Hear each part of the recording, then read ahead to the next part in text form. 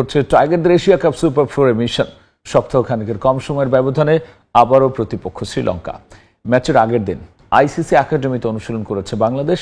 অন্যদিকে অনুশীলন না করলেও সাম্প্রতিক সময়ে ম্যাচ খেলার অভিজ্ঞতা থাকায় আত্মবিশ্বাসী শ্রীলঙ্কা। ফুরফুরে মেজাজে টিম বাংলাদেশ। একদিন আগেও যে টুর্নামেন্টে অনিশ্চিত ছিল ভবিষ্যৎ, সেখানে এখন নতুন জীবন পেল লিটন কুমার দাসের দল। তবে গ্রুপ পর্বে শ্রীলঙ্কা ম্যাচের অভিজ্ঞতাটা ভয়ঙ্কর। কোনো বিভাগেই দাঁড়াতে পারেনি টিম বাংলাদেশ। অল্প কদিনের ব্যবধানে ঘুরে দাঁড়ানো সম্ভব তো। শন টেইট অবশ্য আত্মবিশ্বাসী। এটা নতুন একটা দিন। এই ধরনের টুর্নামেন্টের সৌন্দর্য হচ্ছে দ্রুতই ম্যাচ খেলতে হয়। দ্রুতই ম্যাচ খেলার ফলে অতীত ভুলে যাওয়ার এটা ভালো সুযোগ। যতটা সম্ভব পরের ম্যাচে মনোযোগ দেওয়ার সুযোগ থাকে। শ্রীলঙ্কার বিপক্ষে খরুচে ছিলেন মোস্তাফিজ। কাটার মাস্টারকে নিয়ে অবশ্য চিন্তা নেই পেস বোলিং কোচের। তাকে অত বেশি শেখানোর কিছু নেই, সে অভিজ্ঞ। ওর সাথে কাজ করাটাও উপভোগ করি। ও একজন ভালো নেতাও। শেষ 3 মাসে এই নিয়ে পঞ্চমবারের মতো বাংলাদেশের মুখোমুখি হতে যাচ্ছে শ্রীলঙ্কা। যার দেখায় দুই দলের জয় সংখ্যা সমানে সমান। একে অন্যের শক্তিমত্তা জানে দুর্বলতাও। সেটাই কাজে লাগাতে চাচ্ছেন দলটার ব্যাটিং কোচ। আমরা বাংলাদেশের সঙ্গে গত 3-4 মাসেই 4-5টা ম্যাচ খেলেছি। আমরা তাদের শক্তি ও দুর্বলতা জানি। আমি নিশ্চিত আমাদের ছেলেরা ভালো লড়াই করবে। তারা খুব ভালো দল। আশা করছি আমাদের ছেলেরা তাদের বিপক্ষে পরিকল্পনা ঠিকঠাক বাস্তবায়ন করতে পারবে।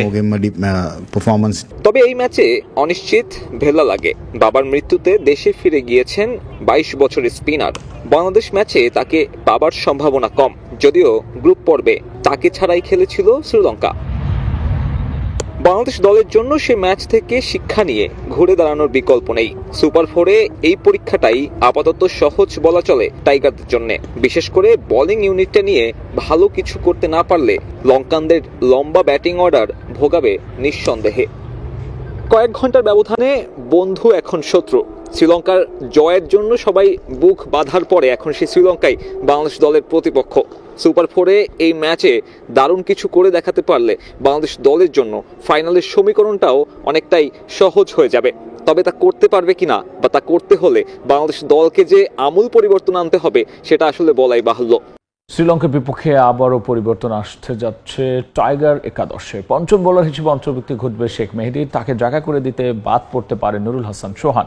যদিও মাথা ব্যথার নাম তাওহিদ হৃদয়ের ফর্ম। এদিকে বদল আসবে শ্রীলঙ্কার একাদশেও। ভেল্লা লাগেকে পাচ্ছে না শ্রীলঙ্কার দল। শ্রীলঙ্কান দলের সঙ্গে বাংলাদেশ দলের মধুচন্দ্রিমা শেষ। এখন লঙ্কানদের আটকানোটাই বাংলাদেশ দলের একমাত্র লক্ষ্য, এবং সেই বন্ধুত্বকে ইতি জানিয়ে বাংলাদেশ দল চাইবে এই ম্যাচে যতটুকু ভালোভাবে নিজেদেরকে সংশোধন করা যায় গ্রুপ পর্বের সেই তিক্ত অভিজ্ঞতা থেকে। এবং বাংলাদেশ দলে এই ম্যাচে নিঃসন্দেহে পরিবর্তন আসতে যাচ্ছে। বাংলাদেশ দল আগের ম্যাচে একটা বোলার কম নিয়ে খেলেছে, তবে শ্রীলঙ্কার যে লম্বা ব্যাটিং অর্ডার, সেখানে আসলে বাংলাদেশ দল নিঃসন্দেহে চাইবে আরো একটা পুরোদস্তুর বোলিং অপশন অ্যাড করতে। এবং সেক্ষেত্রে সব থেকে বেশি এগিয়ে শেখ মেহেদী। গ্রুপ পর্বে শ্রীলঙ্কানদের বিপক্ষে দলের অন্যতম সফল একজন বোলার ছিলেন, উইকেট পেয়েছিলেন। শ্রীলঙ্কার টপ অর্ডারকেও ভুগিয়েছেন। এই শেখ মেহেদীকে জায়গা করে দিতে বাংলাদেশ দল থেকে বাদ পড়তে যাচ্ছেন অন্তত একজন ক্রিকেটার, এবং সেটা হতে পারে নুরুল হাসান সোহান। নুরুল হাসান সোহান শেষ ম্যাচে ছোট একটা ক্যামিও খেললেও সোহানের যে রোলটা উইকেট কিপিং ব্যাটার, সেই রোল বর্তমানে অন্যান্য প্লেয়ারদের থাকার কারণে তার জন্য বাদ পড়াটার সংখ্যা সব থেকে বেশি। এবং তাওহিদ হৃদয়কে নিয়ে নানান সমালোচনা থাকলেও তাওহিদ হৃদয়কে যে টিম ম্যানেজমেন্ট পছন্দ করে কিংবা দল চাইছে সে ফর্মে ফিরুক। এবং তাওহিদ হৃদয়ের যে অতীত শ্রীলঙ্কার বিপক্ষে, সেক্ষেত্রে আরও একটা ম্যাচে এই ব্যাটসম্যান টিকে যেতে পারেন, এবং তিনি হয়তো এই ম্যাচেও নাম্বার 4-এ খেলবেন। তবে ফর্ম ওয়াইজ কিংবা পারফরমেন্স বিবেচনা করলে তাওহিদ হৃদয়ই সবার আগে বাদ পড়ার তালিকাটাতে থাকতেন। তবে সহকারী কোচ সালাউদ্দিন থেকে শুরু করে তাকে যেভাবে ব্যাকআপ দেওয়া হচ্ছে, তাতে তাওহিদ হৃদয়কে আরও একটা ম্যাচে দেখা যেতে পারে। এবং সেক্ষেত্রে জাকির আলীকে মিডল অর্ডারে দেখে সোহানকে সেই জায়গাটা ছেড়ে দিতে হবে বাড়তি একটা বোলিং অপশনের জন্য। এছাড়া বাদবাকি যে জায়গাগুলোতে রয়েছে, অর্থাৎ ওপেনিং স্লটে তামিম এবং সাইফ আবারও ওপেনিং করতে যাচ্ছে, এবং তাদের সামনে বড় দায়িত্বটা হবে পাওয়ার প্লেতে শ্রীলঙ্কার বোলারদের সামলানো। থুসারা যেভাবে বোলিং করছেন তাতে তামিম এবং সাহিব যদি সেই থুসারাকে সামলাতে পারেন তাহলে কিন্তু বাংলাদেশের জন্য একটা ভালো সুযোগ আসতে পারে এই ম্যাচে, এবং সেটাই বাংলাদেশ দল চাইবে। এবং এই পিচে বাংলাদেশ দলের আরেকটা লক্ষ্য থাকবে টস জিতে রান চেজ করার, কারণ শ্রীলঙ্কান দল যেভাবে রান চেজিং এ সফল, সেক্ষেত্রে বাংলাদেশ দল নিঃসন্দেহে তাদেরকে কোনো ধরনের লক্ষ্যে ব্যাট করতে পাঠানোর সিদ্ধান্ত নেবে না। অন্যদিকে শ্রীলঙ্কা দলে একটা পরিবর্তন অবশ্যম্ভাবী ভেলা লাগে, যেহেতু দেশে ফিরে গিয়েছেন এবং সে ম্যাচ ডেতে আবার দলের সঙ্গে অংশগ্রহণ করবেন, সেক্ষেত্রে তাকে এই ম্যাচে খেলানোর ঝুঁকি নিতে চাইবে না শ্রীলঙ্কান টিম ম্যানেজমেন্ট। সেক্ষেত্রে হয়তো থিকসেনাকে দেখা যেতে পারে শ্রীলঙ্কান বোলিং লাইন আপে। নানা নেতিবাচক আলোচনা হলো বর্তমান বাংলাদেশ দলের স্পিরিট মনে ধরেছে আমিনুল ইসলাম বুলবুলের। এশিয়া কাপের সুপার ফোরের প্রথম লড়াইয়ে শ্রীলঙ্কার বিপক্ষে দারুণ কিছু করবে টাইগার, এমনটাই প্রত্যাশা তার।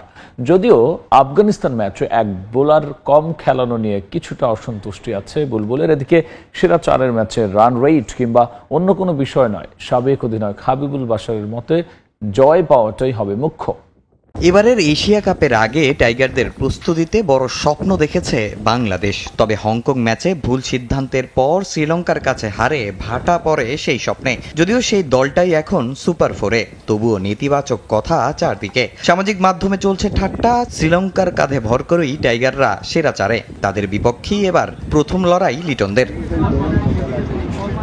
তবে যে যাই বলুক, এ দলটা আস্থা অর্জন করেছে বিসিবি বসের। লিটনদের নিয়ে বড় স্বপ্ন দেখছেন আমিনুল ইসলাম বুলবুল। এক নম্বরে বলবো যে এই টিমটার টিম স্পিরিটটা ভালো লেগেছে। এই ফরম্যাটটা খুবই আনপ্রেডিক্টেবল ফরম্যাট, এবং এই ফরম্যাটে যদি আমরা একটু ভালো করি, আমাদের কিন্তু ক্যালকুলেট করলে আমরা হয়তো আরও একটু দূরে যেতে পারবো। আমার কাছে মনে হয় যে টিম ম্যানেজমেন্ট যারা আছে তারা নিশ্চয়ই প্ল্যান করছে ম্যাচ বাই ম্যাচ। আপাতত সমস্ত চিন্তা আমি আশা করছি যে শুধু শ্রীলঙ্কা নিয়েই থাকবে। যদিও গ্রুপ পর্বের শেষ ম্যাচে আফগানিস্তানের বিপক্ষে এক বোলার কম খেলানো ভুগিয়েছে বাংলাদেশকে। ম্যাচটাও হতে পারত হাতছাড়া। গুরুত্বপূর্ণ ম্যাচে টিম ম্যানেজমেন্টের এমন সিদ্ধান্ত কিছুটা অবাক করেছে বুলবুলকেও। গত ম্যাচটার টিম কম্বিনেশনটা ছিল ভেরি অকওয়ার্ড। 4.5 বোলার নিয়ে আমরা খেলেছি, তারপরেও কিন্তু টিম ব্যাক আপ করেছে। আর সব ইম্পর্টেন্ট যেটা আমার কাছে এই টিমের মনে হচ্ছে যে বাউন্স ব্যাক করতে পারে তারা।